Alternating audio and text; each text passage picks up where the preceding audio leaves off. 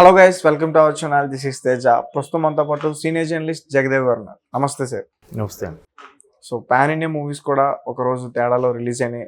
డుంకీ ఈరోజు రిలీజ్ అయింది, అలాగే సలార్ రేపు రిలీజ్ అవ్వబోతుంది. ఇంకా 12 అవర్స్లో బెనిఫిట్ షోలు కూడా పడే అవకాశం ఉందని చెప్పేసి చెప్తా ఉన్నారు. సో మరి డుంకీ విషయానికి వస్తే ఏం నడిచింది స్టోరీ? డొంకీ రెండు బాగా క్రేజ్ వచ్చాయి. బట్ డొంకీకి ఎక్కువ ప్రాధాన్యత ఇచ్చి సలార్కి సరైన థియేటర్స్ ఇవ్వలేదని కూడా అనుకున్నారు నిన్న నార్త్లో కొన్ని మల్టీప్లెక్స్లో. బట్ సలార్ ముందు ఇది తేలిపోతుందని ఆల్రెడీ ఇన్ఫర్మేషన్ అయితే వస్తుంది. అవును, ఎందుకంటే మీరు అన్నట్టు ఓవర్సీస్లో ఆల్రెడీ అక్కడ రిలీజ్ అయిపోయింది కాబట్టి మనకి యాక్చువల్గా మనకు ముందు రిలీజ్ అవ్వాలి. ఇప్పుడు ఈ మధ్యకాలంలో కొన్ని ఏంటంటే సెంటిమెంట్ ముందు అక్కడ రిలీజ్ చేస్తారు, ఇక్కడ రిలీజ్ చేస్తున్నారు ఆల్రెడీ టికెట్స్ అన్ని అమ్మేసి. సో సలార్ ఆల్రెడీ అంటే ఎక్స్పెక్టేషన్ తగ్గట్టుగా ఉందంట. ఎక్స్పెక్టేషన్ తగ్గట్టుగా 100% 50% ఉన్న బ్లాక్ బాస్టర్ అయిపోతాయి సలార్. ప్రభాస్ ఇమేజ్కి కానీ అక్కడ ప్రశాంత్ నీల్ డైరెక్షన్ విషయంలో కానీ. కాబట్టి డొంకీ ఏంటంటే రాజ్కుమార్ హిరానీ గారు ఎప్పుడు సోషల్ ఎలిమెంట్కి సంబంధించి బాగా చేస్తారు. బట్ ఈసారి ఏంటంటే ఒక వీసాకు సంబంధించి దేనికి కూడా క్వాలిఫికేషన్ లేకపోయినా కానీ, లేదంటే సరైన సిస్టమ్గా వెళ్లకుండా అడ్డదారిలో వెళ్ళే వాళ్ళు వెళ్తే విదేశాల్లో వెళ్ళి చదువుకొని లేదంటే అక్కడ ఉద్యోగం చేసుకొని సంపాదించి రావాలి అనుకునే వాళ్ళకి ఎలా వెళ్తే కరెక్టు, ఎలా వెళ్తుంటారు అనే దీని మీద సాగిన స్టోరీ డంకీ. యాక్చువల్గా సో అది షారుఖ్ ఖాన్ ఎలాగూ దాని పెర్ఫార్మెన్స్ యాక్టింగ్ బాగుంటుంది. బట్ సలార్ దగ్గరకు వచ్చేసి ఇది కమర్షియల్ మూవీ. అటు ప్రభాస్ కటౌట్కే సగం ఫ్యాన్స్ కానీ సినీ ప్రేక్షకులు కానీ ఫిదా అయిపోతారని నా అభిప్రాయం. ఎందుకంటే ఆ కటౌటు, ఆ పర్సనాలిటీ, బాడీ లాంగ్వేజ్, దానికి తోడు పర్సన్ కూడా బయట ఇప్పుడు బాలీవుడ్ స్టార్స్ ఎలా ఉంటుందంటే బయట వాళ్ళతో మింగిల్ అవ్వరు. చాలా సందర్భాల్లో కూడా మీరు చూస్తే ఈ 100 days ఫంక్షన్ కానీ ఆడియో ఫంక్షన్ మనకే ఉంటుంది ఆ కల్చర్, వాళ్ళకి అంతగా ఉండదు. వాళ్ళకి ఏంటంటే సింపుల్గా ఒక చిన్న స్టార్ హోటల్లో ఏదో పెట్టేస్తారు, మమా అనిపించిస్తారు, ఒక 4 స్నాప్స్ తీసి ఓకే అని. మనకేంటంటే ఫ్యాన్స్ సమక్షంలో 100 days ఫంక్షన్ చేసుకోవడం ఆనవాయితీ. ఇప్పుడంటే 100 days ఫంక్షన్లు చేయట్లేదు కానీ ఒకప్పుడు బాగా చేసేవారు. సో అలాంటి కల్చరు ఉండడం వల్ల మన వాళ్ళు ఎందుకో బాగా ఫ్యాన్స్కి చేరువుగా ఉన్నట్టు అనిపిస్తుంది. ఈవెన్ ఫ్యాన్స్ కూడా మన ఇంటివాడు, మన ఇంటి సభ్యుడిగా ఫీల్ అవుతారా వాళ్ళ హీరోని. మన ఇంట్లో ఒకటి రేపు ప్రభాస్ సినిమా రిలీజ్ ఉందిరా, రేపు ఎక్కడికి రాను, అరే రేపు పిక్నిక్ ఉందిరా వెళ్దాంటే, లేదు రేపు రిలీజ్ ఉంది అయ్యాక నెక్స్ట్ వీక్ పెట్టుకుందాంరా అంటే, అలాగే మా అన్నయ్య సినిమా రిలీజ్ అవుతుంది, లేదా మా తమ్ముడు సినిమా రిలీజ్ అవుతుంది, మా బాబాయ్ సినిమా రిలీజ్ అవుతుంది అన్నట్టుగా ఫీల్ అవుతారు మన సైడ్ ప్రేక్షకులు.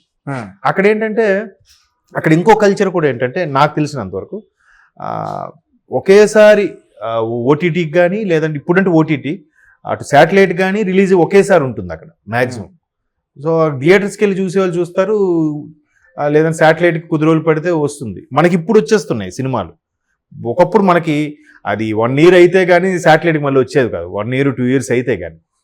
ఇప్పుడు 1 week, ఒక 2 monthsలోను అటర్ ఫ్లాప్ అయ్యే సినిమాలు సరిగ్గా ఆడకపోతే 1 monthలో కూడా శాటిలైట్కి వచ్చేస్తున్నాయి. మూవీ ఆఫ్ ది మంత్ అని చెప్పి ఇచ్చేస్తున్నారు సినిమా ఛానల్స్లో.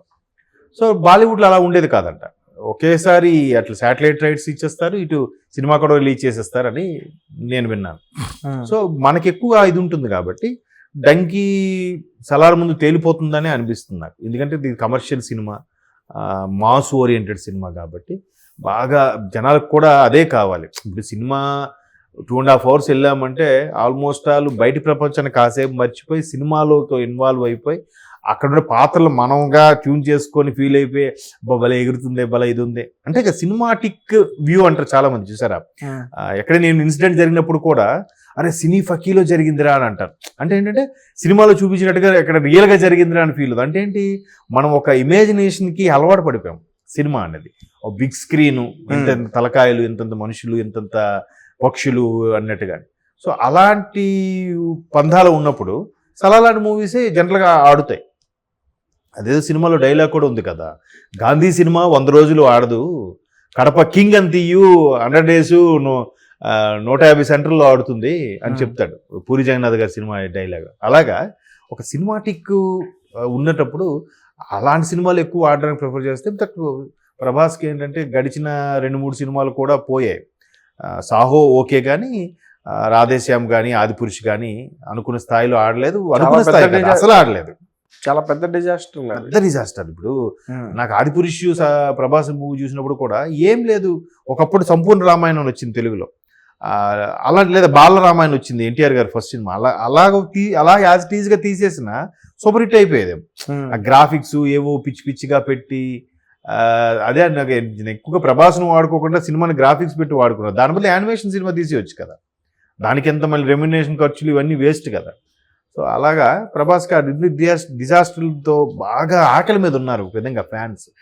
సో ఇది ఖచ్చితంగా సూపర్ హిట్ అయిపోతుందని ట్రోల్ కూడా చేయడం జరిగింది ఆదిపురుష్ టైంలో. ఏదండి ప్రభాస్ ట్రోల్ కూడా బాగా చేశారు. అవును. అంతకు ముందు కూడా ఒక జ్యోతిష్యుడు ఇకపై సినిమాలు ఆడవని చెప్పడము, దాన్ని ఇది కంపేర్ చేస్తూ చూపించడము గట్రా జరిగింది. బట్ ఆ ఆకలి మీద ఉన్నారు కాబట్టి ఈసారి సలారు ఆల్రెడీ డంకీ ఒక మోస్తరు సినిమా అన్నట్టుగా అర్థమైంది కాబట్టి సలార్ బేవత్స అంటే అది ఒక మోస్తరు సినిమా అంటున్నారంటే ఇది పెద్ద రేంజ్ సినిమా అని అర్థం.